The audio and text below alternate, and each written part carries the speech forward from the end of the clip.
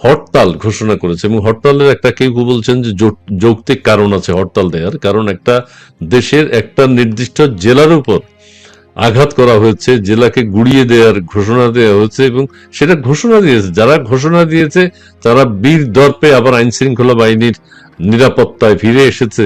এটি কতটুকু কি সম্ভব, এবং তার প্রেক্ষিতে জুলুম নির্যাতনের প্রতিবাদে এক ধরনের হরতাল আহ্বান করা হয়েছে।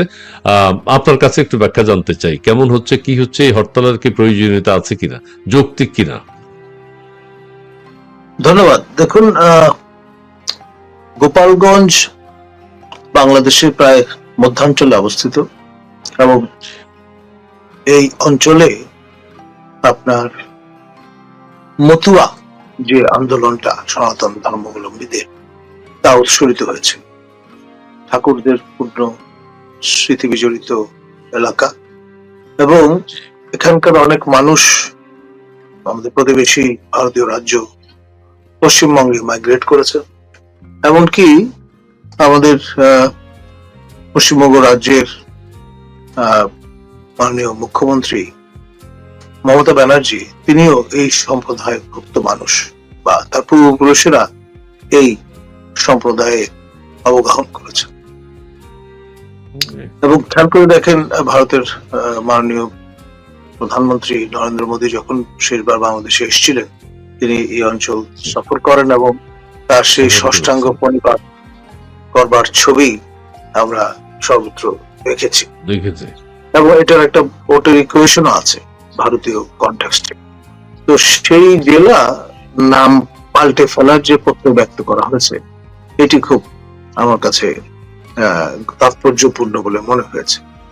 এখন ধরুন, একটা প্রবণতা কিন্তু আমরা এখান থেকে লক্ষ্য করছি, ইউনূস শাহীর আমলে নানান ভাবে আমাদের প্রতিবেশীদের দৃষ্টি আকর্ষণের চেষ্টা, প্রতিবেশীদের অভ্যন্তরীণ বিভিন্ন ইস্যুতে বক্তব্য রাখার একটা চেষ্টা, এবং এটা নিয়ে মুসা সাদিক, যিনি আপনার সিনিয়র একজন জনকীর্তক, তিনি বলেছেন গত কোন সরকার প্রধান বা রাষ্ট্রপ্রধান কোন মন্তব্য করেনি। প্রথমবারের মতো আমাদের মাননীয় প্রধান উপদেষ্টা professor doctor Yunus Nobel laureate, তিনি কনসার্ন ব্যক্ত করেছেন সেভেন সিস্টার নিয়ে। তো ফলে এই যে আপনার স্বপ্রণোদিত হয়ে ভারতীয় বিষয় আশয় নিয়ে আপনার কথাবার্তা বলা, এটি ন্যাচারালি আমাদের অ্যাক্রস দ্য বর্ডার যারা আছেন তারা খুব একটা ভালো চোখে দেখেননি। এখন যে কাণ্ডটি ঘটেছে 16 তারিখে এ মাসে, সেটি সবাইকে ব্যাফল্ড করেছে, অবাক করেছে, এবং তার ধারাবাহিকতায় 144 ধারা জারি, তারপর কারফিউ জারি, কারফিউ বর্ধিতকরণ, তারপর আপনার পুরো এলাকা পুরো শূন্য করে ফেলা, তারপর এখনো আবার 144 ধারা জারি করা হয়েছে, 144 ধারা। জি, এখন এই যে টার্গেট ভাবে একটি জেলাকে উপদ্রুত অঞ্চলে রূপান্তরিত করবার প্রয়াস, এটি ডেফিনেটলি আপনার আনপ্রেসিডেন্টেড। এই ইউনূস শাহীর আমলেও প্রথমবারের মতো আমরা দেখলাম সাস্টেইন ভাবে সিস্টেম্যাটিক্যালি একটি জনপদের মানুষজনকে এমন শিক্ষা দেওয়ার চেষ্টা করা, যেটি মানে আমরা আগে কখনো দেখিনি স্বাধীন বাংলাদেশ। একমাত্র লোগাং ম্যাসাকারের কথা আমার মনে আছে পার্বত্য এলাকায়, যেটা নিয়ে সবচেয়ে বেশি উচ্চকিত ছিলেন আমাদের বর্তমান মাননীয় উপদেষ্টা, defender of democracy, defender of human rights, advocate Adilur Rahman Khan Shuvra. কিন্তু এবার তিনি একবারে মুখে কুলু পেটে বসে আছেন। এমন হতে পারে দায়বদ্ধতা সরকারের প্রতি, যেহেতু সরকারে আছেন। আবার তিনি স্বরাষ্ট্র বিষয়ক মন্ত্রণালয়ের যে প্যানেল আছে, বিশেষজ্ঞ প্যানেল, সেখানে তিনি তার নাম আছে, এবং তাকে খুব সম্মানের সঙ্গে আমাদের মাননীয় স্বরাষ্ট্র উপদেষ্টা আদিল ভাই বলে সম্বোধন করেন। তার মানে প্রভাব কতটুকু এটা থেকে বোঝা যায়। জি, অনেক ধন্যবাদ, জি অনেক ধন্যবাদ আপনাকে। আমরা যে আপনার কথার মধ্য থেকে আমরা বুঝতে পারছি যে আপনি বলছেন যে একটা অঞ্চলের মানুষের উপর এইভাবে একটা তাদেরকে নিগৃহ করা, তাদের উপর আক্রমণ চালানো, এইটা একটা সরকারের পক্ষে উচিত হয়নি। আচ্ছা, আরেকটা বিষয় হচ্ছে যে আমরা যেটা বুঝতে চাই যে বাংলাদেশেই এখন প্রথমবারের মতো দেখতে পাচ্ছি সেনাবাহিনীর বিরুদ্ধে, সেনাবাহিনীর বিরুদ্ধে দেশের অধিকাংশ মানুষ, এবং সেনাবাহিনী জনগণের বিরুদ্ধে। এটা খুব দুর্ভাগ্যজনক বাংলাদেশের জন্য। আবার কেউ কেউ বলছেন যে বাংলাদেশ জাতিসংঘ সামরিক বাহিনী দ্বারা পরিচালিত হচ্ছে। আরেকজন বলছে যে কিভাবে, বলল যে সেনাবাহিনী তো পুরো জাতিসংঘের কথা অনুযায়ী চলে, সেই জন্য বাংলাদেশের সেনাবাহিনী জাতিসংঘের নিয়ন্ত্রণে আছে, জাতিসংঘের চাকুরি বাকুরি দেয়, ডলার দেয়, মাঝে মধ্যে বাংলাদেশ সৈন্যরা জাতিসংঘের ইয়েতে যায় এবং অন্য দেশে দায়িত্ব পালন করে। সো এরা জাতিসংঘ নিয়ন্ত্রিত, জাতিসংঘ যেভাবে চায় বাংলাদেশের সেনাবাহিনী সেভাবে চলে। কাজেই আর 16ই জুলাই চট্টগ্রামে, 16ই জুলাই আমাদের, এই তো ভুলে গেছি, 16ই জুলাই আমাদের জেলাটার নামটা কি, গোপালগঞ্জের যে আক্রমণ চালিয়েছে, এটি তো পৃথিবীর ইতিহাসে, বাংলাদেশের ইতিহাসে, পৃথিবীর ইতিহাসেও একটা জেলার প্রতি একটা সরকারের এরকম আক্রোশ, এটা আমরা প্রথম দেখেছি। আপু, হরতালটা যে দিয়েছে, মানুষ অন্য কোনো ভাবে তাদের দাবি প্রতিষ্ঠিত করতে পারছে না অন্যায়ের বিরুদ্ধে, সেই ক্ষেত্রে হরতালটা যৌক্তিক কিনা আপনি একটু বলবেন। ধন্যবাদ। আমাকে একটু প্রশ্ন করেছেন, তাই না? জি জি জি জি জি ধন্যবাদ। ধন্যবাদ ধন্যবাদ কলিমুল্লাহ স্যার, আপনি অনেক একটু আগে যে ব্যাখ্যা করলেন আমি তার সাথে সম্পূর্ণ একমত। চমৎকারভাবে ব্যাখ্যা করেন আপনি। অবশ্যই যৌক্তিক এই হত্যা। গত 11 মাস পার হয়ে গেল, বাংলাদেশের মানুষের উপর যে শোষণ চলছে, সেই শোষণ চলতে চলতে এসে তারপর গোপালগঞ্জে 16ই জুলাই 2025-এ যা ঘটলো এবং এখন পর্যন্ত ঘটে যাচ্ছে, সেটা তো নজিরবিহীন। আমার মনে হয় না সারা পৃথিবীতে কেউ এভাবে নিজের দেশের কোনো একটি জেলাকে আলাদা করে, সেই জেলাকে নিশ্চিহ্ন করে দেওয়া, সেই জেলাতে একজন একটি মানে একটা সমাধির প্রতি তাদের আক্রোশ। বঙ্গবন্ধু শুধু আওয়ামী লীগের একজন নেতা না, বঙ্গবন্ধু সারা পৃথিবীতে মানে শ্রেষ্ঠ। আচ্ছা, যদি শুধু আওয়ামী লীগেরই হয়, কেউ তো কেউ তো স্বীকার করছে না। আচ্ছা, শুধু আওয়ামী লীগেরই হলো, তাহলেও কি এরকম আক্রমণ করা যায়? এটা ইউনূস সরকারের প্রেস সচিব বা তাদের বক্তব্য হতে পারে, কিন্তু মানে বাস্তব চিত্র হচ্ছে বাংলাদেশের মানুষ শুধু না, সারা পৃথিবীতে বাংলা ভাষাভাষী মানুষ সহ যে সকল মানুষ মনে করে যে পৃথিবীতে মানবিকতা বলে একটি শব্দ আছে, মানবতা বিরোধী অন্যায় বলে একটি কথা আছে, তারা সকলেই বুঝতে পারছে যে ইউনূস বাংলাদেশে বসে পাকিস্তানি 1971 সালে সে হানাদার বাহিনীর মতোই পাকিস্তানি মিলিটারিদেরকে নিয়ে গোপালগঞ্জ জেলার মানুষের উপর শোষণ করছে, নির্যাতন করছে, জুলুম করছে, এবং সেই জুলুম করার ক্ষেত্রে 16 জুলাই পর্যন্ত সীমাবদ্ধ নেই কিন্তু ঘটনাটি। সেখানে এনসিপির সেই জঙ্গি সন্ত্রাসীরা বঙ্গবন্ধুর সমাধিস্থল ভেঙে ঘুরিয়ে দেবে। আপনার কথা নাকি শোনা যাচ্ছে না আপা। হ্যালো হ্যালো, আচ্ছা, আমার কথাও কি শুনতে পান না আপু? আপনার কথা শুনতে পাচ্ছি না।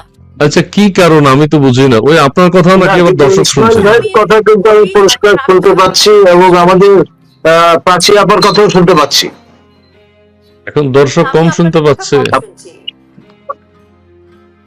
আচ্ছা, আমি যেটা বলছিলাম সেটা হচ্ছে যে সেনাবাহিনী, নৌবাহিনী, বিজিবি কোনো বাহিনী বাদ নেই ইউনূস সরকার গোপালগঞ্জবাসীর উপরে চড়া হওয়ার ক্ষেত্রে ব্যবহার করছে না। ধারা জারি করা, কারফিউ দেওয়া, এখন শুধু বিমান বাহিনীর যুদ্ধ বিমান পাঠানো বাকি আছে, এছাড়া সবই অ্যাপ্লাই করে ফেলেছে। এবং রাতের বেলা ইন্টারনেট বন্ধ করে, ইলেকট্রিসিটি বন্ধ করে লোকজনকে অ্যারেস্ট করছে, নানাবিধ অত্যাচার করছে 1971 সালের 25শে মার্চের ভয়াল রাতের মতো। এই সমস্ত কিছু ঘটনার পরিপ্রেক্ষিতে তারা একটি জেলাকে নিশ্চিহ্ন করে দেবে, এত কিছু করবে, জনগণের উপর অত্যাচার করবে, হত্যাযজ্ঞ চালাবে, আর জনগণ হরতালকে সমর্থন করবে না, এটা হতে পারে না। বাংলাদেশ আওয়ামী লীগ হরতালটাকে হয়তো রেখেছে, কিন্তু আমি মনে করি যে বাংলাদেশের জনগণের হরতালের জন্য অপেক্ষা করছিল। জনগণের পক্ষ থেকে, সাধারণ মানুষের পক্ষ থেকে মনে হয় না কেউ আর এই পাকিস্তানি শাসন পছন্দ করছে। সারা পৃথিবীর পত্রপত্রিকায় আমরা দেখছি যে ইউনূসের যে শোষণ চলছে সেটা কোনোভাবেই মানবতার পক্ষে যায় না, কোনোভাবেই সেটা মানে সেটাকে আমরা স্বৈরাচার বলতে পারি, এবং কোনো কোনো ক্ষেত্রে আমরা যা দেখছি সেটা পাকিস্তান আমলে পাকিস্তান হানাদার বাহিনী যেরকম অত্যাচার করেছিল বাঙালি জাতির উপর সেরকমই করছে। এবং এই ঘটনাগুলোর পরিপ্রেক্ষিতে হরতাল কেন সমর্থন করবে না জনগণ? হরতাল অবশ্যই যৌক্তিক, এবং এই হরতাল মনে করি যে শুরু হয়েছে, জনগণ রাস্তায় নামছে, প্রতিবাদ করছে। আপনি দেখেন শুধু গোপালগঞ্জ কেন, চট্টগ্রাম, কক্সবাজার যেখানেই যাচ্ছে সেখানে কি জনগণের কাছ থেকে তারা সমর্থন পাচ্ছে? তাদের মঞ্চের সামনের যে চেয়ারগুলো সেগুলো ভরছে না। জনগণ তো আসছে না স্বতঃস্ফূর্তভাবে তাদের সাথে। জনগণ যেহেতু তাদের কাছে স্বতঃস্ফূর্তভাবে আসছে না, এটা কিন্তু প্রমাণ করে যে তাদের পক্ষে তাদের যে ইসলামী জোট, তাদের যে জামাত ইসলামীর জোট, তাদের যে সেনাবাহিনীর জোট, তাদের যে দাঙ্গা বাহিনীর জোট, জঙ্গিদের জোট, তার বাইরে সাধারণ আপামর জনসাধারণ তাদেরকে সমর্থন করছে না। সে কারণে এই হরতাল যৌক্তিক এবং এই হরতালের পক্ষে আছে জনগণ। জি, অনেক ধন্যবাদ প্রিয় দর্শক, আপনারা যারা যুক্ত হয়েছেন। আমাদের আজকের বিষয় হচ্ছে হরতাল। হরতাল হচ্ছে কি হচ্ছে না, বা কোথাও কিছু ঘটছে কিনা। আবার ইন করেন। জি জি, আপনার হেডফোনে সম্ভবত কেউ কেউ বলছে যে সমস্যা আছে। আচ্ছা স্যার, আপনাকে এখন যে বিষয়টি আপনার কাছে জানতে চাইবো, একটা দলকে, এই যে এনসিপি দলকে এখন কুকুর দিয়েও পাহারা দিচ্ছে, কুকুরও মোতায়েন করা হয়েছে চট্টগ্রামে নাকি বিভিন্ন জায়গায় তল্লাশি করবার জন্য, দেখবার জন্য, হ্যাঁ, নিরাপত্তার জন্য। এইটা কতটুকু সম্ভব, কিভাবে কি হচ্ছে, এবং চট্টগ্রাম উত্তপ্ত হচ্ছে আমরা দেখতে পাচ্ছি।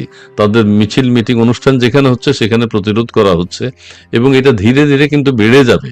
জনগণ কিন্তু এখন আক্রোশের প্রতিবাদী হয়ে উঠেছে, হ্যাঁ, কথা বলতে পারছে, কথা বলার চেষ্টা করছে, প্রতিরোধ করার চেষ্টা করছে। এই বিষয়টি সেনাবাহিনী যে প্রত্যক্ষভাবে এরকম সহযোগিতা করছে, আইন শৃঙ্খলা বাহিনী বিশেষ করে পুলিশও সহযোগিতা করছে, এইটাকে আপনি কিভাবে দেখেন? তার মানে তো সবগুলো রাজনৈতিক দলেরই একই অধিকার রয়েছে, একই রকম সব সুযোগ সুবিধা সবাই পাওয়া উচিত, এবং তাদের এখনো নিবন্ধন পর্যন্ত হয়নি। সেই ক্ষেত্রে আইন শৃঙ্খলা বাহিনী, সেনাবাহিনী এই বিশেষভাবে সহযোগিতা করছে, এটা কি কারণ হতে পারে? এটার মাঝে যা লুকায়িত একেবারে ওপরে, আপনার মাননীয় প্রতিরক্ষা মন্ত্রী তিনি এই দপ্তরটি প্রধান উপদেষ্টার যে দপ্তর তার সঙ্গে সন্নিহিত রেখেছেন, নিজের কাছে রেখেছেন, এটি কিন্তু কাউকে হস্তান্তর করেননি। তো ফলে যেহেতু সকল বাহিনী প্রতিরক্ষা মন্ত্রণালয়ের অধীনস্থ, মানে সেনা, নৌ, বিমান, তাদের তো আদেশটা আসলে উপায় নেই। এক, দ্বিতীয়ত মাননীয় স্বরাষ্ট্রমন্ত্রী, তার অধীনস্থ পুলিশ বাহিনী এবং অন্য বেসামরিক বাহিনীগুলো, ফলে আপনার তাদেরও সেভাবে অ্যাক্ট করতে হচ্ছে, কর্তার ইচ্ছায় কর্ম। এবং সে কারণে আপনি খেয়াল করে দেখেন, কোস্ট গার্ড থেকে শুরু করে, আপনার র্যাব থেকে শুরু করে পুলিশের সকল অঙ্গ সংগঠন বা স্বরাষ্ট্র মন্ত্রণালয়ের অধীনস্থ যে বাহিনীগুলো, এরা কম বেশি সবাই কিন্তু তাদের উপস্থিতি জানান দিয়েছে। আর আপনি খেয়াল করে দেখেন, ছোট ছোট যে নেভাল ক্রাফট, সেগুলো কিন্তু টহল দিচ্ছে আপনার নদী পথে, খালে, বিলে, যে আপনি লুকোবেন কোথায়। মানে এক ধরনের সর্বভেদী এবং সর্বব্যাপী প্রেজেন্স রাষ্ট্রের আমরা লক্ষ্য করছি। তো এর মধ্য দিয়ে ধরুন একটি জনপদের মানুষজনকে এইভাবে অবরুদ্ধ করা, শুধু তাই নয়, মূল বিষয়টা হচ্ছে সাইকোলজিক্যাল ট্রিটমেন্ট, মনস্তাত্ত্বিক যুদ্ধের অংশ এটি, যে একেবারেই সাহস যতটুকু আছে, সাহসের বেলুনটা ফুটো করে দেয়া, এটাই হচ্ছে উদ্দেশ্য। এবং সেটি খুব সিস্টেম্যাটিক্যালি খেয়াল করে দেখেন, দিনের পর দিন চালিয়ে যাওয়া হচ্ছে। আজকে 20 তারিখ, 16 তারিখে শুরু, আজকে 20 তারিখ কিন্তু এই মেহেম শেষ হচ্ছে না। জি। আর দেশের অন্যত্র যেহেতু নানান ধরনের উত্তেজনা স্থানীয়ভাবে আমরা লক্ষ্য করছি, চকরিয়া ঘটনাটায়, চট্টগ্রাম, কক্সবাজার, ইত্তকার এলাকায় বা পার্বত্য বান্দরবানে যেখানে সমাবেশ হওয়ার কথা, এনসিপির পরবর্তী সভা, সেই জায়গাগুলো ক্রমে কিন্তু উত্তপ্ত হয়ে উঠছে জি এবং আপনার এর ফলে এমন পরিস্থিতিও দেখা দিতে পারে সামনে যে সারা দেশই হয়তো গোপালগঞ্জ ময় হয়ে গেল।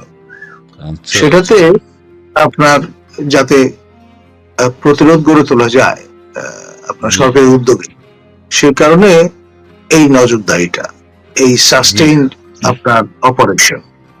কারণ জি, এটি যদি চারদিকে ছড়িয়ে যায় তাহলে সামাল দেওয়া মুশকিল। একটা নির্দিষ্ট অঞ্চলে থাকলে বরং আপনি এই যেটা বললেন যে সকল শক্তি, সর্বশক্তি প্রয়োগ করা সম্ভব, জি সেই চেষ্টাই এখন চলছে। জি জি জি এখন কেউ কেউ বলছেন এনসিপির প্রধান নাকি সেনাবাহিনীর প্রধান, যখন রিটায়ারমেন্টে যাবেন তখন তিনি এনসিপি প্রধান হবেন, সেই কারণে আন্তরিকভাবে একটা দলকে এইভাবে সেনাবাহিনীর পক্ষ থেকে সহযোগিতা করা সেইভাবে দেখছে মানুষ। আচ্ছা, সোহরাওয়ার্দী উদ্যানকে কলঙ্কিত করা হলো রাজা হলো রাজাকারের পতধ্বনিতে জাকির মিজি তিনি বলেছেন, স্যার পূর্ব পাকিস্তান কি গাজা 2 হবে, এটা আপনাকে বলেছে? জি, এবি এবি আচ্ছা, এনসিপির বাচ্চারা সারা দেশে পথসভা করার নামে প্রতিটি জেলায় জেলায় গিয়ে প্রবীণ নেতাদের মাঝে ভালোভাবে গালিগালাজ করে যাচ্ছে।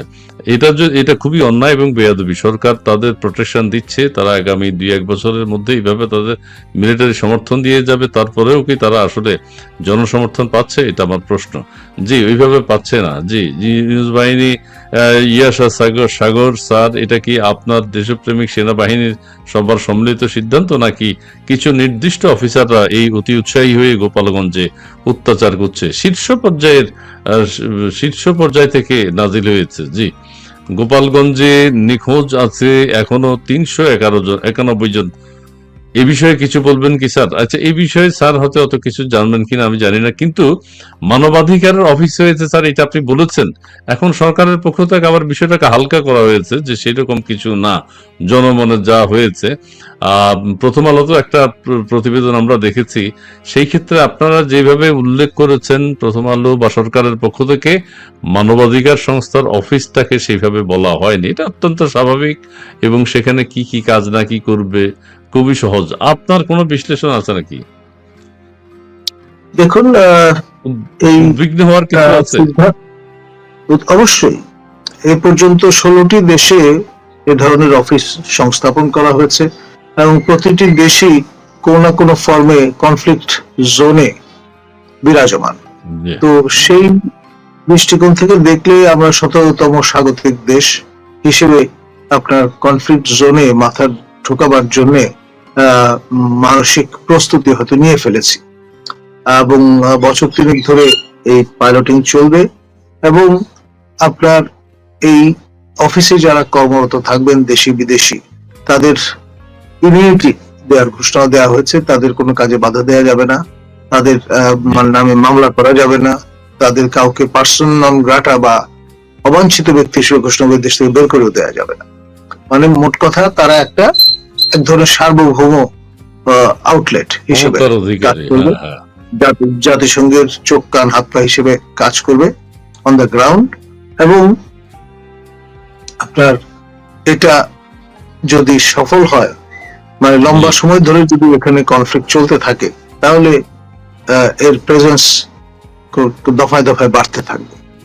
জি, এটা দুঃখজনক। আচ্ছা স্যার, আরেকটা বিষয় যে প্রিয় দর্শক, আপনারা কলিমুল্লাহ স্যার প্রাচী আপার কাছে সাইফুল মাতবর, আমার প্রশ্ন যে বঙ্গবন্ধু বলে গেছেন, আমার পিপলস আর্মি, আমার টাকায় বন্দুক কিনা, গুলি কিনা, আমার টাকায় বেতন হয়, মানে দেশবাসীর টাকা আমার বুকে গুলি করবে, এই সেনাবাহিনী উত্তর দিবে কি?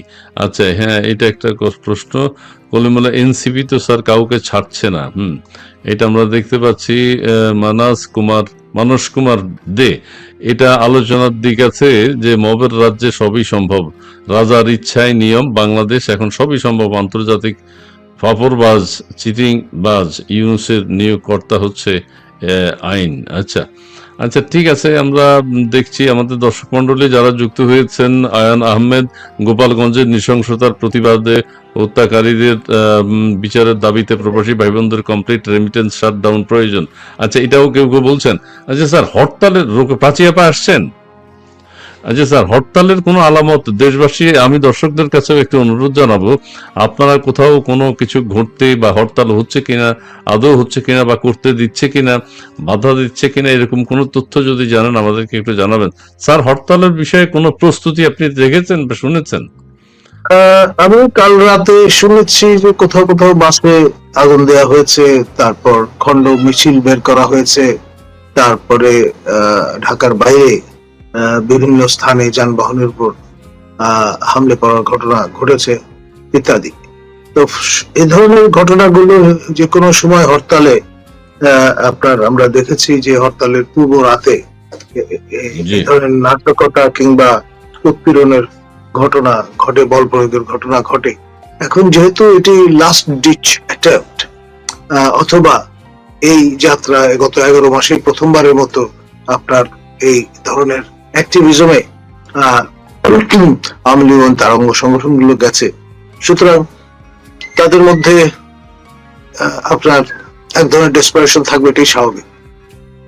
হুম। যে হরতাল, হ্যাঁ হরতাল হচ্ছে, আবার কেউ আবার বলছে যে আগুন অন্যরা দিয়েছে, আওয়ামী লীগ দেয়নি।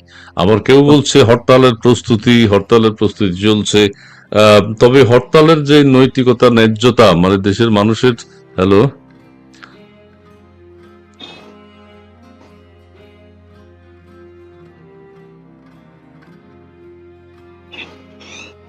হরতালের পক্ষে যে বক্তব্য, সেটা তো খুব স্ট্রং। দেশের মানুষ, সারা দেশের মানুষে কিন্তু এখন বুঝে গেছে যে দেশবাসী নির্যাতিত।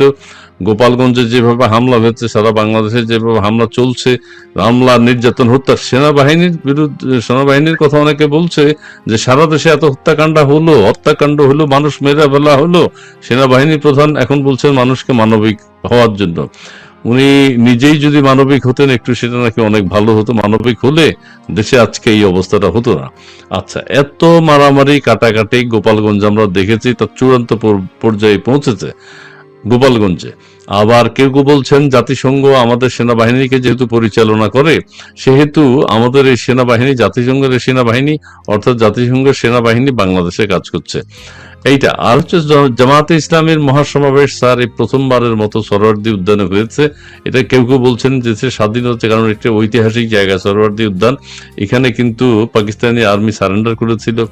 এখানেই বাংলাদেশের ইতিহাস, এখান থেকে 7ই মার্চের ভাষণ, এখান থেকেই অনেক কিছু। সেখানে জামাতে ইসলামী আজকে শনিবারই তো তারা মহাসমাবেশ করেছে। সেখানে আবার জামাতের আমির মহোদয় আবার 2বার সেন্সলেস বা কিছু, কি হয়েছে স্যার, উনি পড়ে গেলেন, তিনি সংজ্ঞাহীন হয়ে গেছিলেন বক্তৃতা করতে করতে। জি। শারীরিকভাবে মানুষ অসুস্থ হতেই পারেন, একজন বয়স্ক আচ্ছা মানুষ, আচ্ছা আশ্চর্য হওয়ার আচ্ছা কিছু আচ্ছা। নেই। ও আচ্ছা, সংজ্ঞাহীন হয়েছেন। আচ্ছা ঠিক আছে, সংজ্ঞাহীন হয়েছেন, ভালো। সেটা দেখেছি। সেনাবাহিনী কেন এনসিপি কর্মসূচিতে পাহারা দেয়? সেনাবাহিনী কোটি কোটি টাকা খরচ করছে, সব টাকা জনগণের। না না, এটা সেনাবাহিনীর টাকা। সেনাবাহিনীর এবার বাজেটে অনেক টাকাই আসবে মনে হয় অস্ত্রশস্ত্র কেনার জন্য। আমেরিকা থেকে অস্ত্র কিনবে এবং সামরিক খাতে বাংলাদেশের বরাদ্দ বেড়ে যাচ্ছে।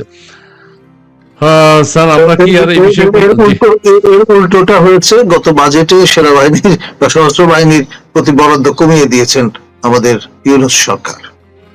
জি, এবার এবার এবার এবার কোনো লক্ষণ কিছু দেখছেন? জি না, মানে অর্থ বছর তো শেষ হতে হবে, তারপর দেখা যাবে।